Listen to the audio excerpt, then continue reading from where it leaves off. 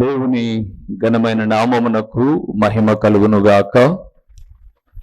మన ప్రభువును రక్షకుడునునైన యేసుక్రీస్తుల వారి యొక్క ప్రశస్తమైన నామమునకే మహిమ ఘనత ప్రభావములు యుగ యుగములకు కలుగునుగాక. సర్వాధికారి అయిన దేవుడు ఆయన గొప్ప కనికరమును బట్టి మరొక శ్రేష్టమైన శుభదినములో ఇది వరకే మనము దాదాపు ఒక 2-3 సందేశాలు ధ్యానము చేసిన రీతిగా మరొక పర్యాయము ఆ సందేశమును కొనసాగించుట కొరకు ప్రభు ఇచ్చిన ఈ గొప్ప సదవకాశమును బట్టి ప్రభునకు స్తుతులు చెల్లిస్తూ దేవుని వాక్యమును ప్రేమించి దేవుని పాదముల చెంత కూడి ఉన్న దేవుని ప్రియబిడలైన మీ అందరికీ కూడా ప్రభు అయిన యేసుక్రీస్తు పేరట శుభవందనములు తెలియచేయచ్చు ఉన్నాను. దేవుని వాక్యమును ప్రేమించి ఆ వాక్య ప్రకారముగా నడుచుకున్న వారిని నా ప్రభు అయిన యేసుక్రీస్తు నిండారులుగా దీవించునుగాక. ప్రభునందు ప్రియులారా, ఏ విషయమును మనము ధ్యానం చేస్తున్నాము అనంటే సంఘమునకు క్షేమము అభివృద్ధి ఎలా ఉంటే కలుగుతుంది. వాస్తవానికి అపోస్తల కార్యములు 9:31లో సంఘ క్షేమాభివృద్ధి అని రాయబడింది. దాన్ని మనం అర్థమయ్యే రీతిలో క్షేమాభివృద్ధిని క్షేమము అభివృద్ధిగా మనము 2 భాగాలుగా చేస్తూ సంఘములో కూడి దేవుని ఆరాధించే వారికి క్షేమము, అట్ ద సేమ్ టైం అభివృద్ధి ఎలా కలుగుతుంది అని మనం చూస్తూ సంఘము అనేది ప్రభువుది అని, అందుకే మత్తయి సువార్త 16:18లో మరియు పేతురువు ఈ బండ మీద నా సంఘమును కట్టుదును అన్నాడు. ఆయన నా సంఘము, నా ఇంటికి నా పేరే ఉంటుంది. అది కరెంటు బిల్ అయినా ఇంటి పన్ను అయినా మరొకటి నా ఇంటికి నా పేరో నా భార్య పేరో ఉండడము ఎంత వాస్తవమో, నా సంఘము అని ప్రభు అన్నప్పుడు అన్న వ్యక్తి పేరే సంఘానికి ఉండాలి. వాస్తవానికి సంఘము అనే పదము తెలుగు పదము కాదు, అది ఒక గ్రీకు పదము. ఆ పదాన్ని గ్రీకులో ఎక్లేషియా అన్నారు. ఎక్లేషియా అనగా పిలువబడిన వారు అని అర్థం. ఎక్కడికి పిలువబడిన వారు? పేతురు గారినే మనం అడిగితే ఆయన పత్రిక రాస్తూ అన్నాడు, మీరు చీకటిలో నుండి ఆశ్చర్యకరమైన తన వెలుగులోనికి పిలిచిన వాని గుణాతిశయములను ప్రచురము చేయు నిమిత్తము మీరు ఏర్పరచబడిన వంశముగాను రాజులైన యాజక సమూహముగాను ఉన్నారు అన్నారు. అంటే పాపములో నుంచి పరిశుద్ధతలోనికి, అందుకే అన్నాడు చీకటిలో నుంచి ఆశ్చర్యకరమైన తన వెలుగులోనికి మిమ్మల్ని పిలిచిన ఆయన గుణాతిశయములను మీరు నేను ప్రచురము చేయడము కొరకే మనలను వెదకి రక్షించుకున్నాడు.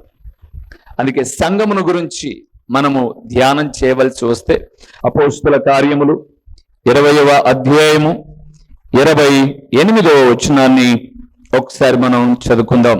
దేవుడు తన స్వరక్తమిచ్చి సంపాదించిన తన సంఘమును కాయుటకు పరిశుద్ధాత్మ మిమ్మును దేనియందు అధ్యక్షునుగా ఉంచెనో ఆ యావత్ మందను గూర్చి మీ మట్టుకు మీరు జాగ్రత్తగా ఉండు. సేవకులమైన మాతో చెప్పబడిన మాట ఆ మాట. దేవుడు తన స్వరక్తమిచ్చి సంపాదించిన తన సంఘమును కాయుటకు. మమ్మల్ని కాపరి అన్నారు దేవుని సేవకులను. ఈ కాపరి సంఘాన్ని కాసేవాడు, సంఘమును గురించి దేవునికి లెక్క చెప్పేవాడు.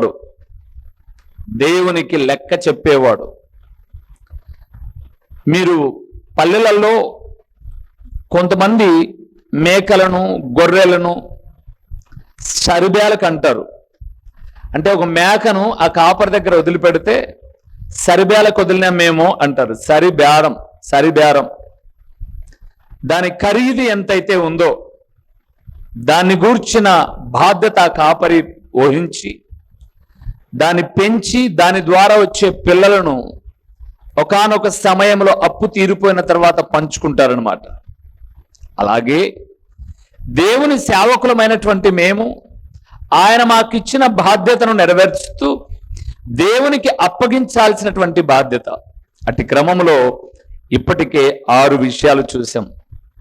సంఘము క్షేమాభివృద్ధి నొందాలి అంటే మొదటిది దేవుని భయం ఉండాలి అని చెప్పండి. రెండవది అత్యాసక్తితో కూడిన ప్రార్థన ఉండాలి అని. మూడవది రక్షణ పొందిన వారిని చేర్చుకొని ఆదరించాలి అని. నాలుగవది ప్రతి విశ్వాసి, సంఘంలోని ప్రతి విశ్వాసి సాక్ష్యము కలిగి జీవించాలి అని. ఇక్కడ ఒక నిమిషం ఆగి ముందుకెళ్తాను. మీకు చెప్తున్నాను ఈ మాట. ఇప్పుడు నేను చెప్పే ప్రసంగం టీవీలో వినే వాళ్ళని అలాగ పక్కన పెడదాం, వాళ్ళకి ఎప్పుడో టీవీలో టెలికాస్ట్ అవుతుంది. నేను చెప్పే ప్రసంగం ఎవరికి ఇంటికాడ గుడ్డలు కుట్టే వాళ్ళక? నీ గురించే మొత్తం అన్న చెప్పిందంతా నీ గురించే. ఓ 50 రూపాయలు తగ్గించుకో లాస్ట్లో. ఇంటికాడ బట్టలు కుట్టుకునే వాళ్ళకు, కసు ఊడ్చుకునే వాళ్ళకి సందేశం చెప్పింది నేను. చెప్పండి ఎవరికి చెప్పాను? ఎవరికి? సంఘానికి. మీరేం చేస్తున్నారంటే సాక్ష్యం కలిగి ఉండాలి, మీ వస్త్రధారణ బాగుండాలి, మీ హావభావాలు బాగుండాలి, మీలో మార్పు ఉండాలి అని మేము చెప్తే పోయేసి మీ పబ్బం గడుపుకోవడానికి ఏదో ఒక 50-100 తగ్గినా మేలేలో కొన్ని మాటలు కలుపుదామని అన్నీ నీ గురించి చెప్పినాడు. నేను అంటాను, ఇక్కడున్న వాళ్ళకు సందేశం చెప్తే వీధిలో ఉన్నవాడు వచ్చి కొట్లాడడం ఏంటి? లేకపోతే వీధిలో ఉన్నవాడు వచ్చి అడగడం ఏంటి?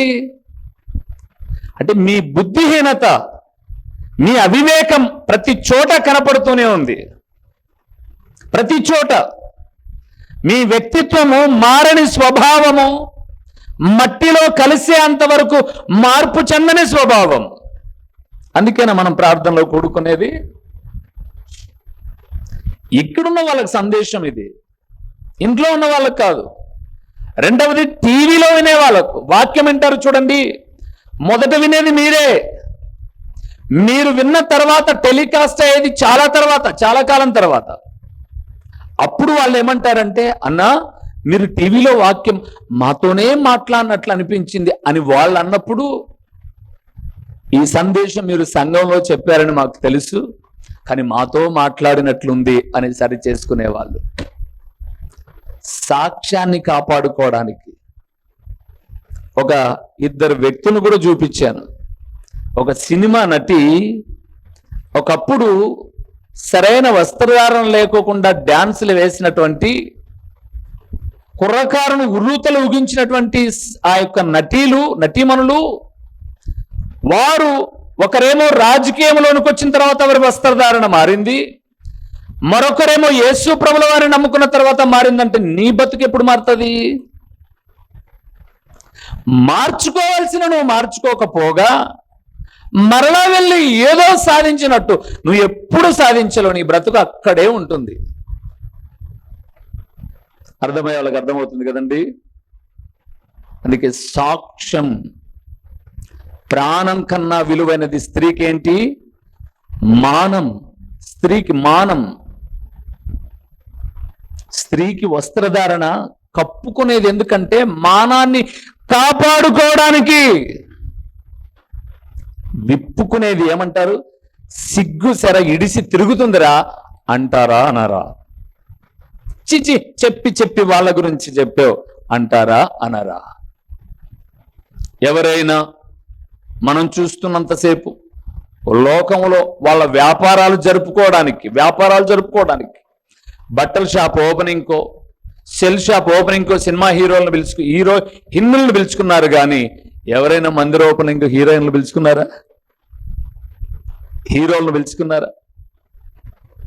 Character is the most important. సాక్ష్యం అనేది కట్టు బొట్టు జీవిత విధానం అన్నిట్లో కనపడాలి, అన్నిట్లో కనపడాలి. మోకాళ్ళు లొంగుతానే మనం భక్తులు అనుకోమాకండి. ప్రతి చోట మనకన్నా ముందు వెళ్ళేదేంటో తెలుసా? మన సాక్ష్యం. మనకన్నా ముందు వెళ్ళేది. మనం పలానా చోటుకు వస్తున్నామంటే మనకన్నా ముందుగానే అక్కడికి సాక్ష్యం వెళ్తుంది. భయం ఉండాలి, ఆసక్తితో కూడిన ప్రార్థన ఉండాలి, రక్షణ పొందిన వారిని చేర్చుకుని ఆదరించాలి, మంచి సాక్ష్యాన్ని కలిగి ఉండాలి. 5వది, సంఘము ఒకరికి ఒకరు ఏం చేసుకోవాలనుకున్నాం? సహకారం చేసుకోవాలి, సహాయం అందించుకోవాలి. మరలా చెప్తున్నాను ప్రియులారా, మీకు సంఘములో ఎవరికైనా సహాయం చేయాలంటే చేయండి, వడ్డీకి మాత్రం ఇవ్వకండి. సంఘస్థులకు వాళ్ళు ఏ ఇబ్బందులన్నా ఉండనివ్వండి, వడ్డీకి ఇవ్వమాకండి. ఆ రోజు ఖచ్చితంగా మనస్పర్ధలు వస్తాయి. 2వది ఈగాకండి అన్నాను. 2వది సంఘస్థులతో వడ్డీలకు కూడా తీసుకోమాకండి. డబ్బు అడిగేంత వరకు మంచిగానే ఉంటారు. అక్క మంచిదే, అన్న మంచిదే, అందరూ మంచివాళ్ళే. కొంచెం పరిస్థితులు అననుకూలం అయినప్పుడు ఆ ఘాటైన మాటలు ఎలాగుంటాయో ఎదుర్కొనే వాళ్ళకి ఇప్పటికే తెలుసు. ఒక 10,000 అడిగిందా, అప్పుగా ఈ 2 రూపాయలు వడ్డీ ఇస్తానులే, 3 ఇస్తానులే అనిందా, అక్కర్లేదు నా దగ్గర ఒక 2,000 ఉన్నాయి, అవసరం గడుపుకొని దయచేసి మరలా నాకు అని అడుగు. ఇప్పించుకున్న నువ్వు కూడా అంతే కృతజ్ఞతగా మళ్ళా అడిగించుకునేంత వరకు కాకుండా ఇవ్వు.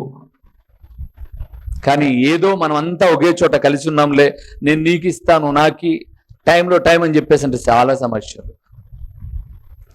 అందుకే సహాయం చేసుకోవాలి.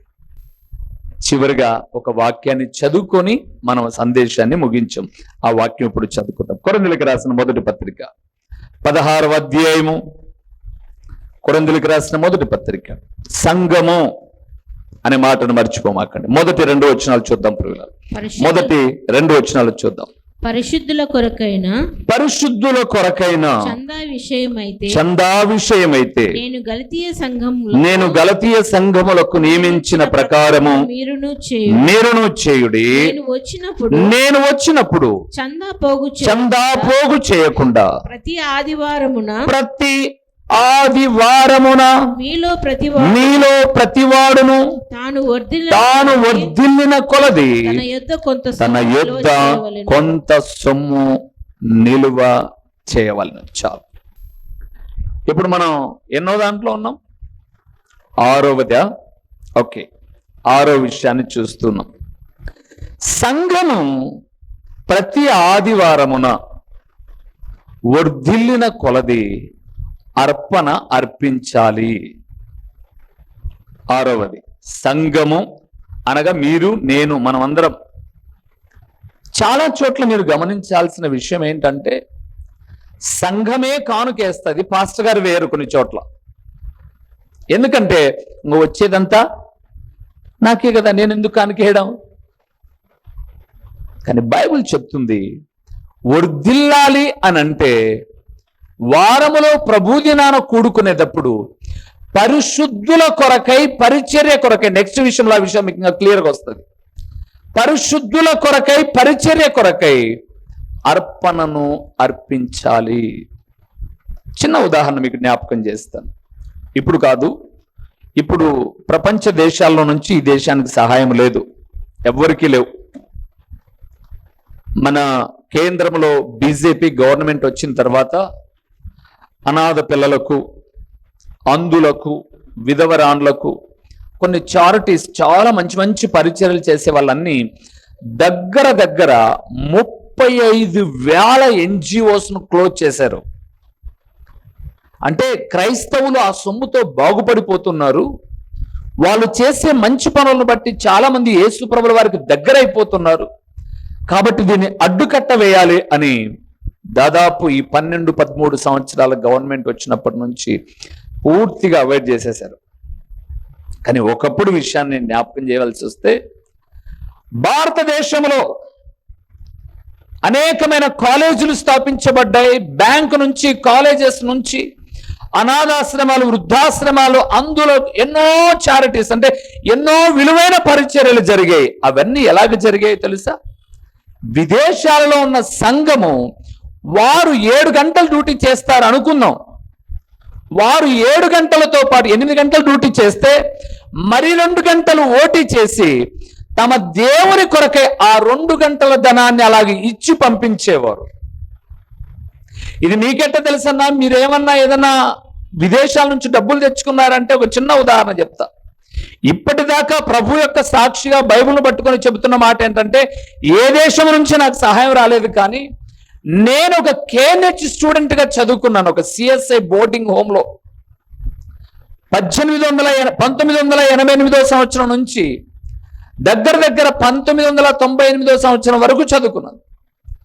అప్పుడు మాకు అన్నం పెట్టడానికి, అప్పుడు గవర్నమెంట్ హాస్టల్ ఇన్ని లేవు, అన్నం పెట్టడానికి సంవత్సరానికి ఒక 2-3 జతలు బట్టలు ఇవ్వడానికి ఎక్కడి నుంచి డబ్బులు వస్తుంది అంటే అప్పుడు మాకు చెప్పేవారు, ఈ సంస్థ అంటే ఒక్కొక్క సంస్థ పిల్లలను తమ పిల్లల మాదిరిగా దత్తత తీసుకొని వారి చదువుల కొరకై వారి కష్టార్జితములో నుంచి వారు వెళ్ళే సంఘానికి ఈ అదనంగా ఉన్న సొమ్మునిస్తే వాళ్ళు పరిచర్య చేసేవాళ్ళు, లేదా వాళ్ళు మాకు పంపించేవాళ్ళు అని. సో పరిశుద్ధులు పరిచర్య అనేది సంఘ క్షేమాభివృద్ధి నిమిత్తమై. అందుకే 7వ విషయంలో మీకు చెప్తానన్నాను.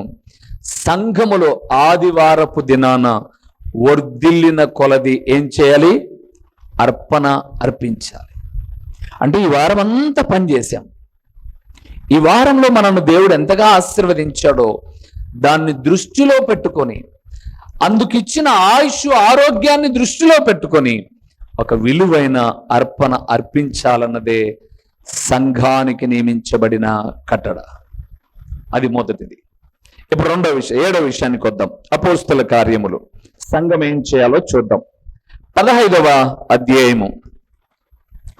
అపోస్తల కార్యములు 15వ అధ్యాయము 3వ వచనాన్ని ఒక అద్భుతకరమైన మాట, సంఘానికి పెట్టిన బాధ్యతలు లేదా వారు క్షేమంగా అభివృద్ధి చెందాలంటే వారు చేయాల్సిన పనులు కొన్ని చూస్తున్నాం. 15:3.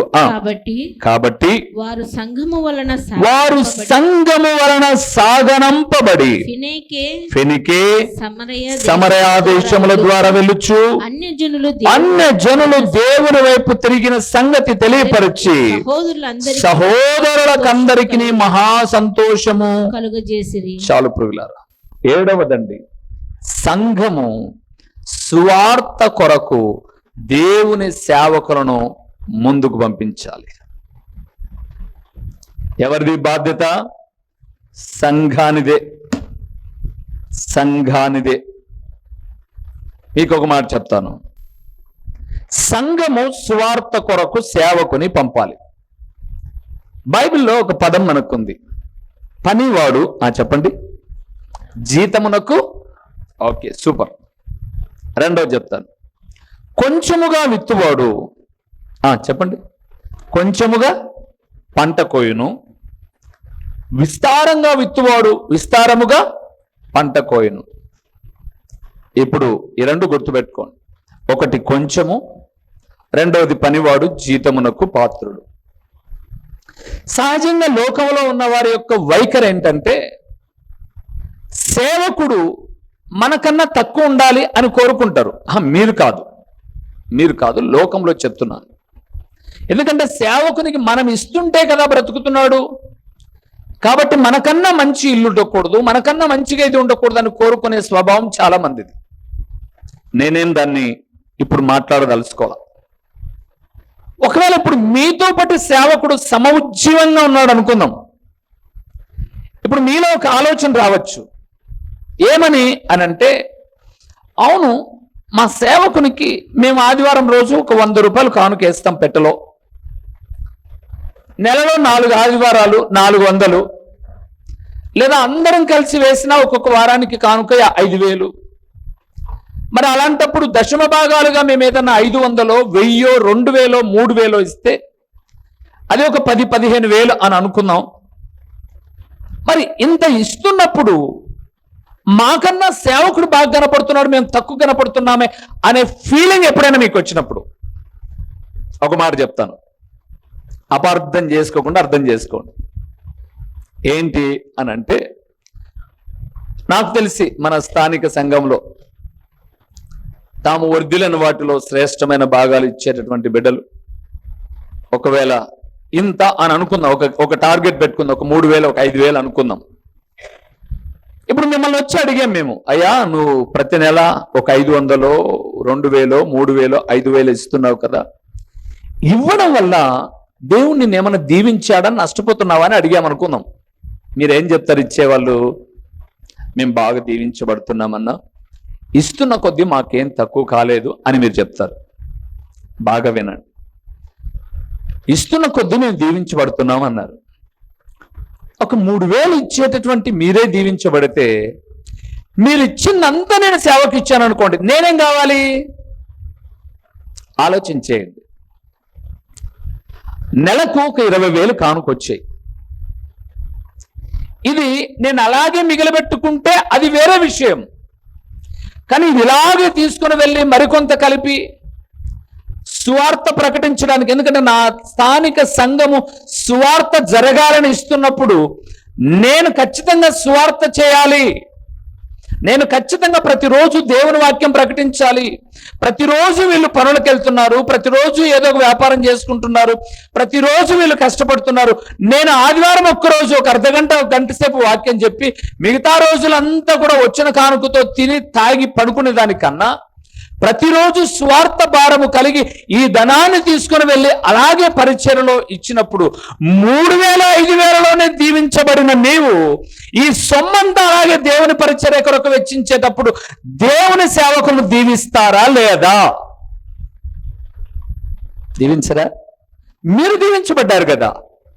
500 ఇచ్చి మీరు దీవించబడితే, 100 ఇచ్చి మీరు దీవించబడితే, మీరు ఇచ్చిన 20,000 అలాగే పడుతున్నప్పుడు ఎందుకు దీవించడు దేవుడు? అది తెలియదు చాలా మందికి. ఇప్పుడు మీరు 3,000 ఇచ్చినప్పుడు ఈ నెలలో మీరు ఒక 20,000 కష్టపడి సంపాదించుకోగలిగారు. నేను ఒక 20-30,000 రూపాయలు ఖర్చు పెడుతున్నప్పుడు దేవుడు ఆశ్చర్యకరంగా ఎవరినో ఒకరిని పంపించి పరిచర్య కొరకు ఇవ్వడంటారా? 100% దేవుడు సేవ నిజంగా జరిగించే వారిని ఎప్పుడు కూడా ఇట్లా పెట్టడండి, ఇట్లనే పెడతాడు, ఇట్లనే పెడతాడు. అందుకే సంఘము సువార్థికుని లేదా సేవకుని సేవ కొరకు పంపించాలి. నాతో పాటు యవనస్తులు వచ్చేవాళ్ళు.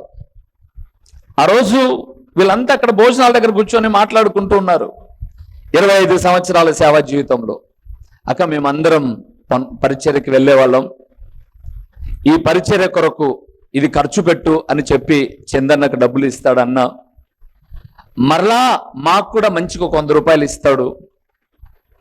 అంటే టిఫిన్లు భోజనాలు అన్నీ చందు ఖర్చు పెట్టి రాస్తాడు చక్కగా. పాపం నాకు మంచి నమ్మకస్తుడు ఎవరైనా ఉన్నారు అంటే చందునే.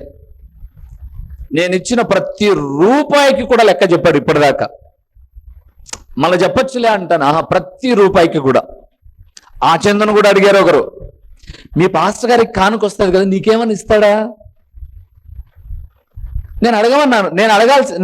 నేనేంటి అడిగింది, రే బాబు పోస్ట్ ఆఫీస్లో చాలా మంది పొదుపు చేస్తారు, గవర్నమెంట్ నీకేమని ఇస్తుంది ఆ పొదుపు డబ్బులు? మరి పనికి మాలోడా నువ్వా ఏ పొద్దు ఏవు? దేవుని సేవకుడు పరిచయం చేస్తుంటే మీరంతా వాడబడుతున్నారు, 10 చోట్ల మీరు ఉపయోగకరంగా ఉన్నారు, ప్రోత్సహించాల్సింది పోయి మనస్సులను చెడగొట్టే వాళ్ళు చూడండి ఎలాగుంటారో. అంటే ఇక్కడ నేను ఏం మాట్లాడుతున్నాను అని అంటే, ఆ రోజు నుంచి ఇక్కడ సంఘ స్థాపన అంటే మందిర స్థాపన జరిగినప్పటి నుంచి వచ్చే కానుకలన్నీ పొదుపు చేసుకునే వాళ్ళం. ఏదో ఊరికి వెళ్దాం పద సువార్తకు. మరలా వెళ్ళినప్పుడు 100 ఇచ్చాను మీరు ఖర్చు పెట్టుకోండి అని. కానుకలు వచ్చిన తర్వాత ఇదిగో ఒక 5,000 10,000 మిగిలాయి, మీరు పనులు వదిలిపెట్టి పరిచర్యకు వచ్చారు, ఈ 300 ఈ 500 ఒక్కొక్కరుగా మీరు తీసుకోండి అని నా తమ్ముళ్ళందరూ తీసుకున్నారు. వాళ్ళ సాక్ష్యం దీనికి. నేను ఏం జ్ఞాపకం చేస్తున్నానంటే, సువార్త పరిచర్యకు పంపవలసింది ఎవరు అంటే సంఘమే. సంఘమే. రండి మీకు ఒక మాట చూపిస్తాను. రోమీలకు రాసిన పత్రిక 10వ అధ్యాయము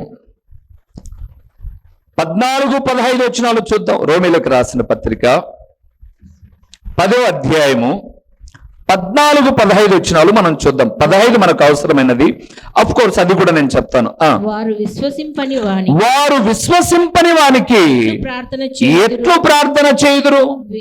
వినని వారిని ఎట్లు విశ్వసించుదురు? ప్రకటించువాడు లేకుండా వారెట్లు విందురు? 15 వచనం చాలా ప్రాముఖ్యమైనది.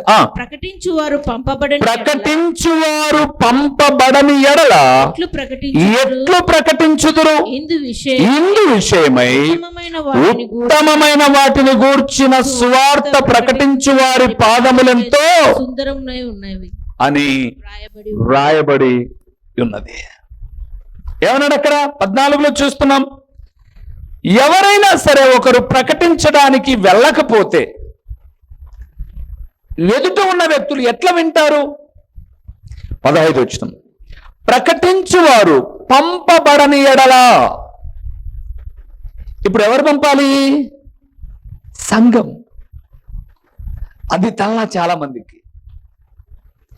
సంఘము ఎప్పుడైతే పంపిస్తుందో, మరలా చెప్తున్నాను పురుగులారా, ఈ పులివెందుల్లో మెయిన్ లైన్ చర్చెస్ అంటే ప్రాముఖ్యంగా ఒక పెద్ద సంస్థకు అనుసంధానము చేయబడిన మెయిన్ లైన్ చర్చెస్ దగ్గర ఒక 7-8 ఉన్నాయి. Main line churches, CSI, Roman Catholic, rock church, brother and fellowship, దాంట్లో నుంచి డివైడ్ అయిన వాళ్ళు. ఇండిపెండెంట్ చర్చెస్ ఉన్నాయి, ఒక 23 చర్చెస్ ఉన్నాయి. 23 చర్చెస్ ఉన్నాయి ఇండిపెండెంట్ గా, అంటే నా మాదిరిగా ఏ సంస్థకు దేనికి సంబంధం లేకోకుండా ఇండివిజువల్ గా దేవుని పిలుపును బట్టి వెళ్తున్న వాళ్ళు ఉన్నారు. వాళ్ళందరూ దేవుని సేవ చేయడానికి వచ్చారు. ఒకవేళ మన దగ్గర 120 మంది ఉంటే వాళ్ళకు 150 మంది ఉన్నారేమో కూడా నాకు తెలియదు, ఎందుకంటే నేను ఏ సంఘానికి వెళ్ళి చూడాల. కానీ అందరూ పరిచర్యలు చేస్తున్నారు ఆదివారపు దినాన. అయితే మీకు ఒక మాట చెప్తాను, అందరిలో కల్లా ప్రార్థనలో, వాక్యములో విరివిగా రాష్ట్ర నలుమూలల నుంచి దేశ సరిహద్దులు దాటుకొని వెళ్ళిన సేవకుడు ఎవరైనా ఉన్నారు అంటే మీ సేవకుడే ఉన్నాడు.